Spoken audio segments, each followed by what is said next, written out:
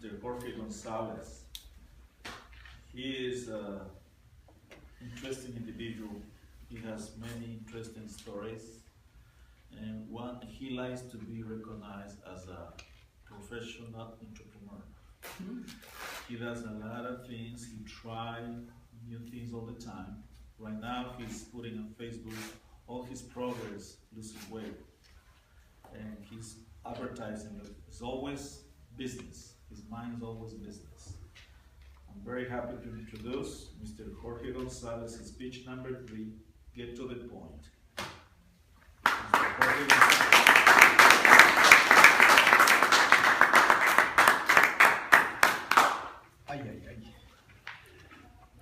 Okay, my speech for today is the things we take for granted. Life is too short to waste, which I would know a lot of the last 2 years. So here we go. The first time I realized that I was taking something for granted was when I found out that my dad was sick. Growing up, I was never really close to my father, but when I found out he had 6 months to live, that really rattled a lot inside of me. Lucky for me and my family, he was able to be with us for another 8 years. And he had always asked me that he wanted to know what color I painted my children. ¿Cómo pintabas tus hijos? And that's when I met my daughter's mom, and we decided to have a child. And my daughter was born, and she became his favorite grandchild at that time. After this picture was taken, my father passed away 3 years after that. But I did not take his life for granted for those 8 years that I had him with me. This picture right here is another time in my life where I took a lot of the stuff for granted. Of course, not my daughter, because I've done everything for my daughter and I live for my daughter. This particular picture here, I was saying goodbye to my daughter. When I had my accident for my back, they found a stain on my hip bone, and I actually thought I had cancer. And I lived with that for 18 months. And this is my daughter's ski set after the father and daughter dance. And I was saying goodbye to her, and nobody knew why I was crying. They thought I was crying because she had turned 15, I believe. Nobody understood why. But after this, I still waited 3 months because I was still frightened to really know the truth of what was, if I actually did have what we thought was cancer. I found out that I didn't have cancer. This picture right here is my daughter's 16th birthday at Disneyland. As you can see, I have a cane. You can't see that I have a back brace because of my back injury. I realized something that day, that when I was sick and really unmobile a lot of the times, I was not making memories with my daughter, you know, and I thought I was gonna pass away and not leaving my daughter with certain memories, because those 18 months, I didn't do a lot of things to her, with her. And for me, that was not something that I could live with, not being mobile. I had to be active. I had to find a way to get my life back. And I'm thankful that I did. So that's what this picture represents, the day I made the decision.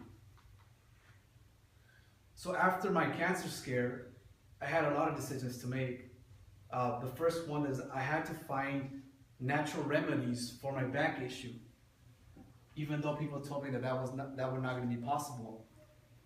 What I decided to do after my case was settled is go to a massage therapist, where they massage from my toes all the way to my neck. That first day, I walked in as a 90-year-old, but I came out as a 40-year-old. That was still not sufficient for me.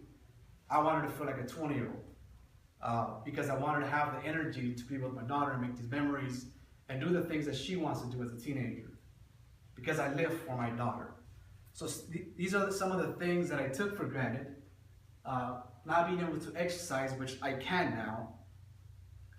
Since then, I went from being disabled to losing weight, inches from my waist, doing push-ups, doing ab crunches,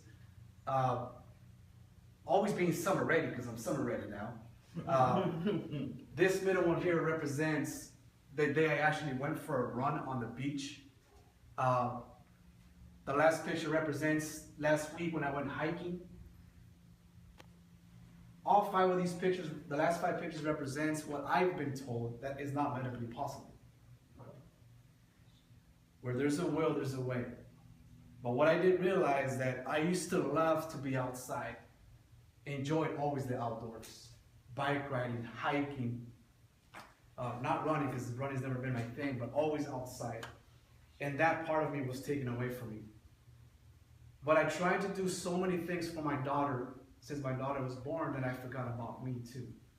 You know, I took my life for granted. I didn't do the things that I love. I made a decision, and now I do things for me now. And I want to integrate my daughter's life in mine so we can do a lot of the things together. So we can create those memories that we created when she was a baby. Now I wake up every morning feeling like Superman and Super Dad. My daughter was carrying all the heavy groceries for me. Anything that I had to lift that was weighed over 5 pounds, my daughter had to do for me. The last few games of her softball season, she said, "Dad, I want you to carry my bag to the car." I'm like, "But that's heavy." "Dad, it's not heavy. I can look at you. You look like you're working out.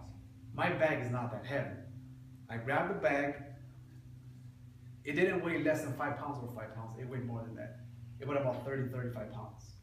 I carried it to my car. I was thinking, wow, I hadn't carried anything this distance for a very long time. But I realized that I didn't have any pain, and I was okay. When my daughter got to the car, "Dad, that bag wasn't heavy for you." She's like, "No, it wasn't." So not only do I feel like Superman, but I feel like Super Dad again. My daughter will no longer carry my stuff for me anymore. So we all live a very, very busy lives. Each and every one of us. What we cannot do is take our own lives for granted for the sake of other people. I've done that for the last 17 years, and I made a decision that I'm no longer going to do that again. I am going to do the things that I love, as long as it doesn't affect anybody in any kind of negative way, where it seems that I'm being selfish, but I will do things for me now. I'm going to go hiking, I'm going to go biking, I even want to go skydiving and bungee jumping and all these other things, because now I feel that I can. So thank you very much for listening to my story.